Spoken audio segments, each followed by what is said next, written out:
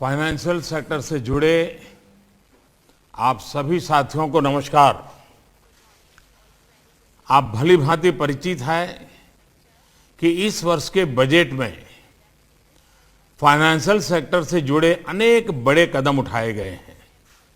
Banking हो, non banking हो या फिर इंश्योरेंस हो, फाइनेंशियल सेक्टर से जुड़े हर पहलू को मजबूत करने के लिए एक रोड मैप इस बजट में हमने प्रस्तुत किया है।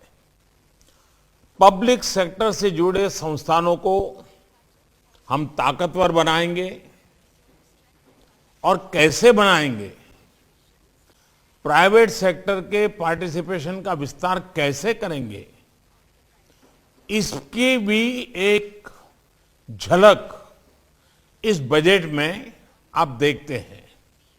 अब बजट के बाद ये संवाद इसलिए अहम है क्योंकि पब्लिक और प्राइवेट दोनों को ही मिलकर इन सारी बातों को आगे ले जाना है।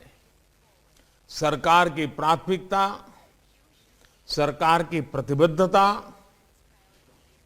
आपको पता होनी चाहिए और इससे भी ज्यादा महत्वपूर्ण यह है कि आपके सुझाव, आपकी शंका आशंका, इसका पूरा पता सरकार को भी होना चाहिए। 21वीं सदी में हमें देश को जिस गति से आगे ले जाना है उसमें आपका सक्रिय योगदान, प्रोएक्टिव, मैं समझता हूं यह बहुत ही आवश्यक है। और इसलिए आज की ये बातचीत मेरी दृष्टि से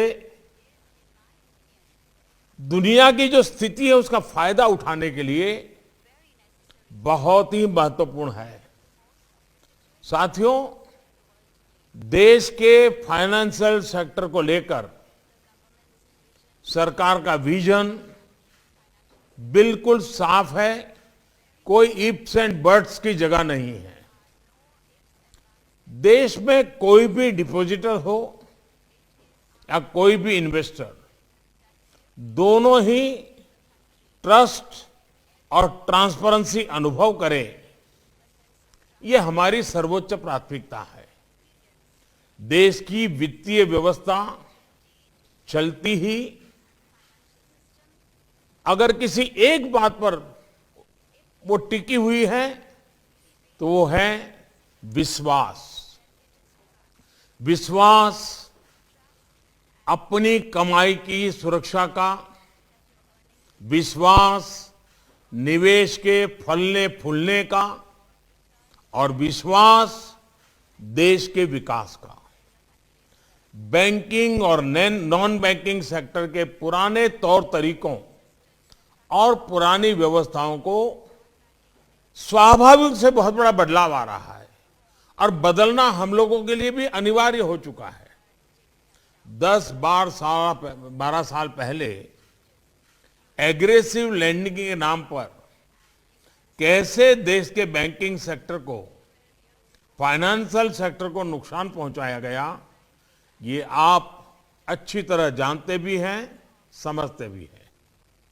नॉन ट्रांसपेरेंट क्रेडिट कल्चर से देश को बाहर निकालने के लिए एक के बाद एक कदम उठाए गए हैं। आज एनपीएस को कारपेट के नीचे दबाने के बजाय उसे यहां वहां दिखाकर बचने के बजाय एक दिन का एनपीए भी रिपोर्ट करना जरूरी कर है। साथियों, सरकार ये भली भांति समझती है कि बिजनेस में उतार चढ़ाव आते ही आते हैं।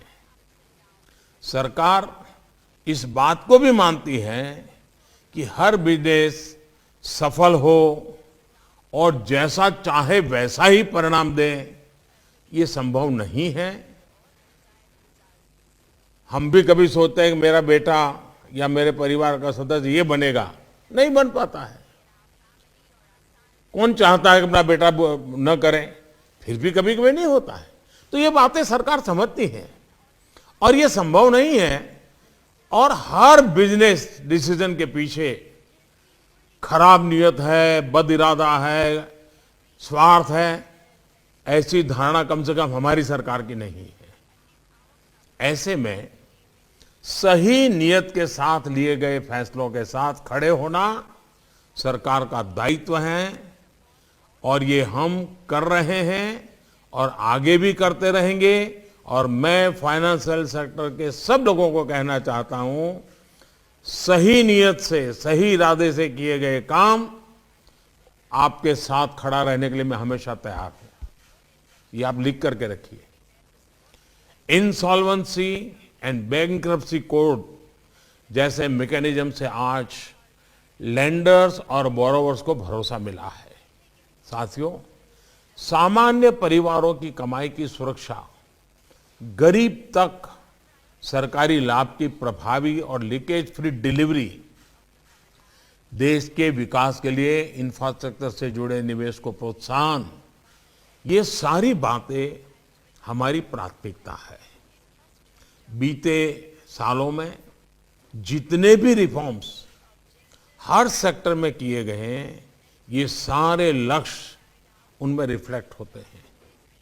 दुनिया का सबसे बड़ा फाइनेंशियल इंक्लूजन हो, सबसे बड़ा डिजिटल इंक्लूजन हो, डायरेक्ट बेनिफिट का इतना बड़ा मैकेनिज्म हो, या फिर छोटे बैंकों का मर्जर, कोशिश सिर्फ यही है कि भारत का फाइनेंशियल सेक्टर सुदृढ़ हो, वाइब्रेंट हो, प्रोएक्टिव हो। इस बजट में भी आप देखते हैं तो आपने इस विजन को आगे बढ़ाने का काम हमने किया है, आपको नजर आता होगा। साथियों, इस वर्ष हमने नई पब्लिक सेक्टर पॉलिसी घोषित की है। इस पॉलिसी में फाइनेंशियल सेक्टर भी शामिल है। हमारी अर्थव्यवस्था में अभी भी बैंकिंग और इंश्योरेंस के लिए बहुत अधिक संभावनाएं हैं। इन्हीं संभावनाओं को देखते हुए इस बजट में भी हमने अनेक कदम उठाए हैं। 2 पब्लिक सेक्टर बैंकों का निजीकरण हो, बीमा में एफडीआई को 74% तक करना हो, या एलआईसी का आईपीओ लाने का फैसला हो, ये ऐसे ही कुछ कदम है। साथियों, हमारा ये लगातार प्रयास है कि जहां संभव हो वहां प्राइवेट उद्यम को ज्यादा से ज्यादा प्रोत्साहित किया जाए। लेकिन इसके साथ साथ बैंकिंग और बीमा में पब्लिक सेक्टर की भी एक प्रभावी भागीदारी अभी देश की बहुत जरूरत है। गरीबों और वंचितों के संरक्षण देने के लिए ये बहुत आवश्यक है। पब्लिक सेक्टर को मजबूत करने के लिए इक्विटी कैपिटल इन्फ्यूजन पर बल दिया जा रहा है। इसके साथ साथ एक नया एआरसी स्ट्रक्चर भी बनाया जा रहा है जो बैंकों के एनपीएस का ध्यान रखेगा। ये एआरसी इन लोन्स को फिर फोकस तरीके से एड्रेस करता रहेगा। इससे पब्लिक सेक्टर बैंक मजबूत होंगे और उनकी लैंडिंग की क्षमता बढ़ जाएगी। साथियों, इसी तरह इंफ्रास्ट्रक्चर और कुछ इंडस्ट्रियल प्रोजेक्ट्स के विकास के लिए एक नया डेवलपमेंट फाइनेंस इंस्टीट्यूशन बनाया जा रहा है। इंफ्रास्ट्रक्चर और इंडस्ट्रियल प्रोजेक्ट्स की लॉन्ग टर्म फाइनेंसिंग नीड्स को देखते हुए एक कदम उठाया गया है। इसके साथ साथ sovereign wealth funds, pension funds और इंश्योरेंस कंपनीज को भी इंफ्रास्ट्रक्चर में निवेश करने के लिए प्रोत्साहित किया जा रहा है। लॉन्ग टर्म बॉन्ड्स इश्यू किए जा सके, इसके लिए कॉरपोरेट बॉन्ड मार्केट के लिए नई बैकस्टॉप फैसिलिटीज में भी दी जा रही है। साथियों, इसी भावना को आत्मनिर्भर भारत के निर्माण के लिए भी मजबूती से आगे बढ़ाया जा रहा है। आत्मनिर्भर भारत सिर्फ बड़े उद्योगों या बड़े शहरों से नहीं बनेगा। आत्मनिर्भर भारत गांवों में, छोटे शहरों में, छोटे छोटे उद्यमियों के, सामान्य भारतीयों के परिश्रम के योगदान का उसमें बहुत महत्व है। आत्मनिर्भर भारत किसानों से, कृषि उत्पादों को बेहतर बनाने वाली इकाइयों से बनेगा। आत्मनिर्भर भारत हमारे एमएसएमई से बनेगा, हमारे स्टार्टअप से बनेगा। और आत्मनिर्भर भारत की एक बड़ी पहचान हमारे स्टार्टअप्स, हमारे एमएसएमई होंगे। इसलिए कोरोना काल में एमएसएमई के लिए विशेष योजनाएं बनाई गई। इनका लाभ उठाते हुए करीब 90 लाख उद्यमों को 2.4 ट्रिलियन रुपए का क्रेडिट मिल चुका है। एमएसएमई और स्टार्टअप्स को सपोर्ट करना, इन तक क्रेडिट फ्लो का विस्तार करना आप भी आवश्यक समझते हैं। सरकार ने अनेक रिफॉर्म्स करके इनके लिए कृषि, कोयला और स्पेस जैसे अनेक सेक्टरों को खोल दिया है। अब ये देश के फाइनेंशियल सेक्टर की जिम्मेदारी है कि गांवों और छोटे शहरों में पल रही इन आकांक्षाओं की पहचान करके उनको आत्मनिर्भर भारत की ताकत बनाएं। साथियों, हमारी अर्थव्यवस्था जैसे जैसे बड़ी हो रही है, तेजी से बढ़ने लगी है, तो क्रेडिट फ्लो भी उतना ही जरूरी हो गया है। आपको ये देखना है कि नए सेक्टर्स, नए उद्यमियों तक क्रेडिट कैसे पहुंचे।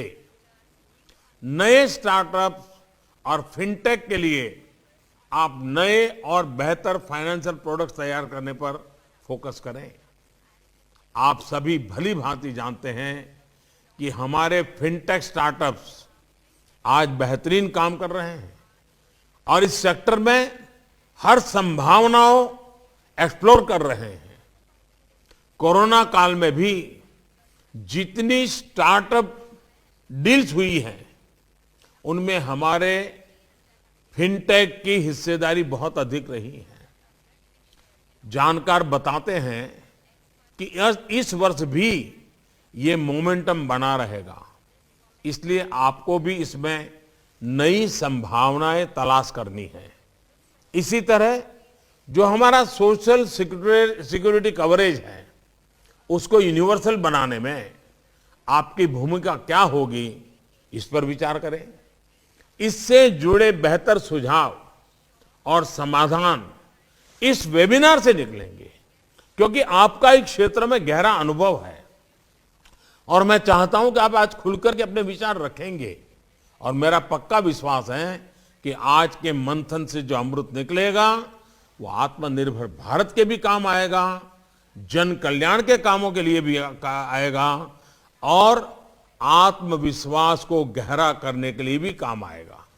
साथियों, बीते वर्षों में टेक्नोलॉजी के बेहतर इस्तेमाल ने, नई व्यवस्थाओं के निर्माण ने फाइनेंशियल इंक्लूजन में बहुत बड़ी भूमिका निभाई है।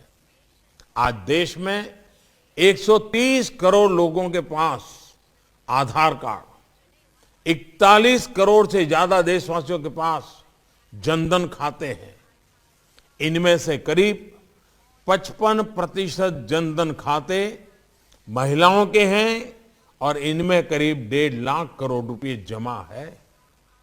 कोरोना काल में भी इन जनधन खातों के कारण लाखों बहनों को सीधी मदद तेजी से देना संभव हो पाया है।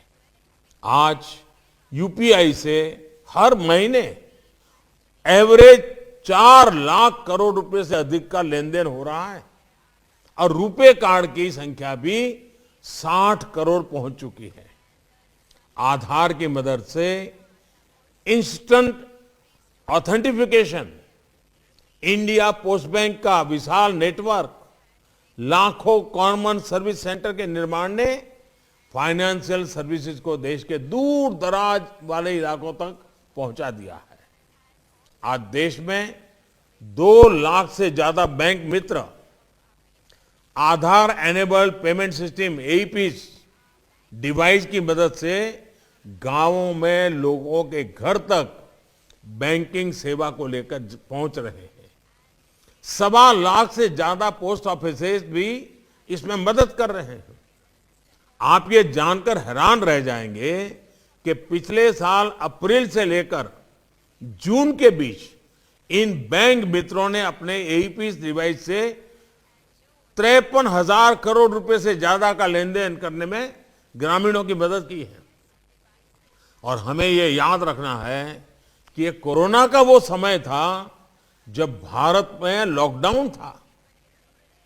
साथियों, आज भारत गर्व कर सकता है कि देश का करीब करीब हर वर्ग किसी न किसी रूप से देश के फाइनेंशियल सेक्टर में इंक्लूड हो चुका है।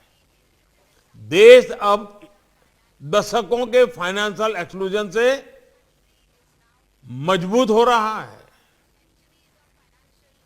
सबका साथ, सबका विकास, सबका विश्वास, इसका मंत्र फाइनेंशियल सेक्टर में स्पष्ट दिखता है। आज गरीब हो, किसान हो, पशुपालक हो, मछुआरे हो, छोटे दुकान हो, सबके लिए क्रेडिट एक्सेस संभव हो पाया है।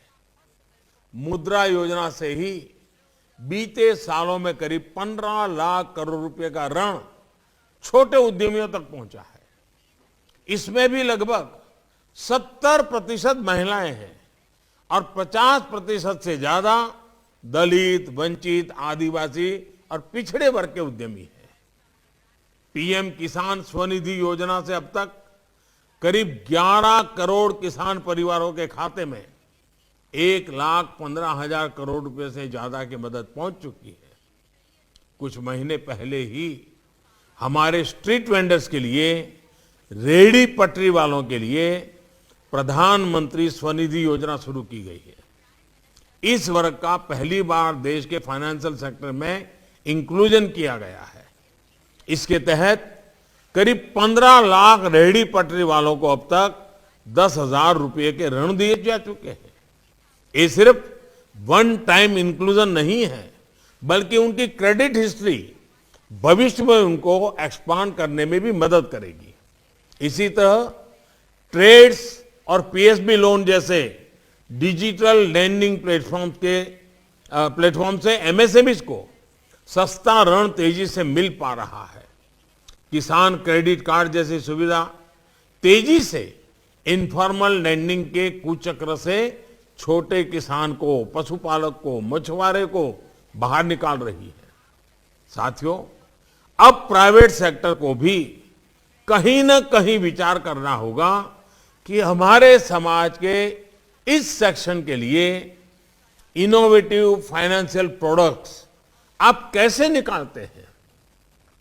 जो हमारे सेल्फ हेल्प ग्रुप है, उनमें मैन्युफैक्चरिंग से लेकर सर्विसेज तक हर सेक्टर में बहुत बड़ी कैपेबिलिटी है। ये ऐसे ग्रुप्स हैं जिनका क्रेडिट डिसिप्लिन हमेशा आपने अनुभव किया है बहुत बेहतरीन रहता है। प्राइवेट सेक्टर ऐसे ग्रुप्स के माध्यम से रूरल इंफ्रास्ट्रक्चर में इन्वेस्टमेंट की संभावनाएं तलाश कर सकता है। ये सिर्फ वेलफेयर का मामला नहीं है, बल्कि एक बेहतरीन बिजनेस मॉडल भी सिद्ध हो सकता है। साथियों, फाइनेंशियल इंक्लूजन के बाद अब देश फाइनेंशियल एम्पावरमेंट की तरफ तेजी से आगे बढ़ रहा है। भारत का फिनटेक मार्केट अगले 5 सालों में 6 ट्रिलियन से ज्यादा होने का अनुमान है। फिनटेक सेक्टर की इसी संभावना को देखते हुए आईएफएससी गिफ्ट सिटी में एक वर्ल्ड क्लास फाइनेंशियल हब बनाया जा रहा है। भारत में आधुनिक इंफ्रास्ट्रक्चर का निर्माण भी सिर्फ हमारी आकांक्षाएं नहीं है, बल्कि ये आत्मनिर्भर भारत की आवश्यकता है। इसलिए इस सेक्टर में इंफ्रास्ट्रक्चर को लेकर बहुत ही बोल्ड टारगेट्स रखे गए हैं। इन लक्ष्यों को पूरा करने के लिए इन्वेस्टमेंट की जरूरत है। इस इन्वेस्टमेंट को लाने के लिए हर संभव प्रयास किए जा रहे हैं। ये लक्ष्य पूरे फाइनेंशियल सेक्टर के सक्रिय सहयोग से ही प्राप्त हो सकेगा। साथियों, हमारा फाइनेंशियल सिस्टम मजबूत हो, इसके लिए अपने बैंकिंग सेक्टर को सशक्त करने के लिए भी सरकार कमिटेड है। अब तक जो बैंकिंग रिफॉर्म्स किए गए हैं वो आगे भी जारी रहेंगे। मुझे विश्वास है कि रिफॉर्म्स को लेकर और बजट में तय प्रावधानों के इम्प्लीमेंटेशन को लेकर आपकी तरफ से सार्थक सुझाव मिलेंगे। मुझे पूरा विश्वास है कि देश और दुनिया के इस क्षेत्र के महारथी आज पूरा दिवस इस विषय पर हमारा मार्गदर्शन करने वाले हैं। आपकी एक एक बात मेरी सरकार के लिए बहुत मूल्यवान है। आप बिना संकोच आगे के रोड मैप के लिए हम क्या कर सकते हैं, हम मिलकर के कैसे आगे बढ़ सकते हैं, आपकी कोई कठिनाइयां हो तो हम कैसे दूर कर सकते हैं, आप जिम्मेवारी लेकर के देश को कैसे आगे बढ़ाने में भागीदार बन सकते हैं, इन सारे विषयों को एक एक्शनेबल पॉइंट के साथ, रोड मैप के साथ, टारगेट के साथ और समय सीमा के साथ आज की चर्चा से हम बहुत बड़ा लाभ उठाना चाहते हैं। मुझे विश्वास है कि आपका ये समय मूल्यवान है, उससे भी मूल्यवान आपके सुझाव है और हमारा संकल्प है। बहुत बहुत धन्यवाद। नमस्कार, मैं हूं मानक गुप्ता।